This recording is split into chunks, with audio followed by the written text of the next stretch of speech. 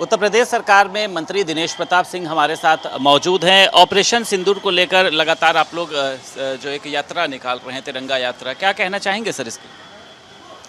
देखिए, ये तो हमारे भारतवासियों के लिए एक सौभाग्य की बात है कि देश के यशस्वी प्रधानमंत्री जी ने अपने पूरे देश के लोगों के संरक्षक होने, पिता होने, नेता होने का धर्म निर्वहन किया और हमारी बहनों के मांग के सिंदूर जिन्होंने उजाड़ा था उनके घर में घुस के मारा है। भारत का हर नागरिक यही चाहता था और मोदी जी ने वैसा कर दिखाया जो इतिहास में आज तक कभी नहीं हुआ। तो हम गौरवान्वित हैं, हम खुश हैं और सेना को धन्यवाद दे रहे हैं। इसमें राजनीति का विषय नहीं है, सरकार का विषय नहीं है। हम भारत के नागरिक होने के नाते अपना दायित्व निर्वहन कर रहे हैं और सेना और सैनिकों के शौर्य और पराक्रम को नमन करने के लिए हम लोग तिरंगा यात्रा निकाल रहे हैं। हम वो भाजपा पार्टी के झंडे के नीचे नहीं निकाल रहे हैं। तो सबका धर्म है कि सेना और सैनिकों को इस अवसर पर जो उन्होंने पराक्रम, शौर्य, त्याग, बलिदान की एक लंबी रेखा खींची है, उसको हम सबको अभिनंदन करना चाहिए, नमन करना चाहिए। इसी उद्देश्य से तिरंगा यात्रा का आयोजन किया जा रहा है। कह रहे हैं सर, सेना की बहादुरी का आप लोग राजनीतिकरण कर रहे हैं, अपनी ब्रांडिंग को चमकाने के लिए, शहादत पर भी वोट मांगने के लिए आप लोग जो हैं वो निकले हुए हैं। ये वही लोग हैं जो हर बार सेना की सेवाओं के साक्ष्य मांगते आए हैं। ऐसे लोगों को भगवान सद्बुद्धि दे कि कम से कम हम भारतीय जनता पार्टी के लोग और भारत के लोग, भारत के नागरिक कम से कम सेना की सेवाओं की सराहना तो कर रहे हैं, उनका अभिनंदन तो कर रहे हैं। तुमने तो हर बार सेना को कटघरे में खड़ा किया है। अपने दामन पर देखें कि क्या ऐसा होना चाहिए था। भारत की सेना का मनोबल गिराने के लिए क्या क्या कहा गया, बताइए। कहा गया सिंदूर कहाँ से नाम आ गया, इस पर भी सवाल उठाए गए।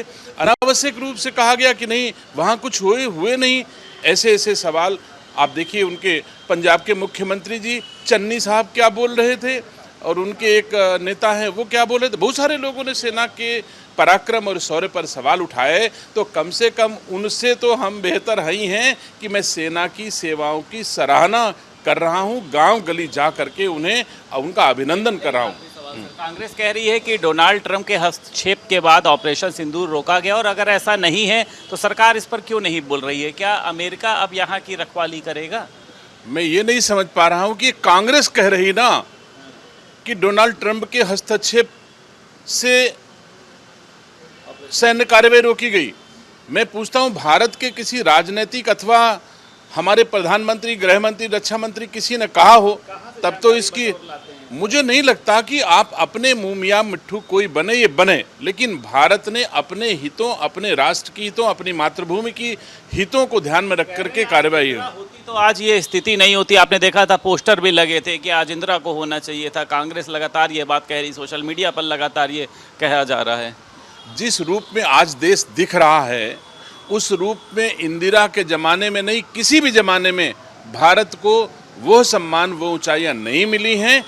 मोदी जी के नेतृत्व में हम भारतवासी खुश हैं। मुझे इंदिरा का ज़माना नहीं चाहिए, मुझे इमरजेंसी नहीं चाहिए।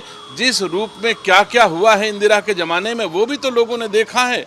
कम से कम आज मोदी जी इस देश को और देशवासियों की गाढ़ी कमाई का पैसा सुरक्षित रखे हैं, देश के सम्मान को सुरक्षित रखे हैं। इसके लिए हम भारतवासी गौरवान्वित हैं। धन्यवाद। उत्तर प्रदेश सरकार में मंत्री दिनेश प्रताप सिंह हमारे साथ मौजूद थे। लखनऊ से वीडियो जर्नलिस्ट रोहित के साथ संदीप खेर, भारत समाचार।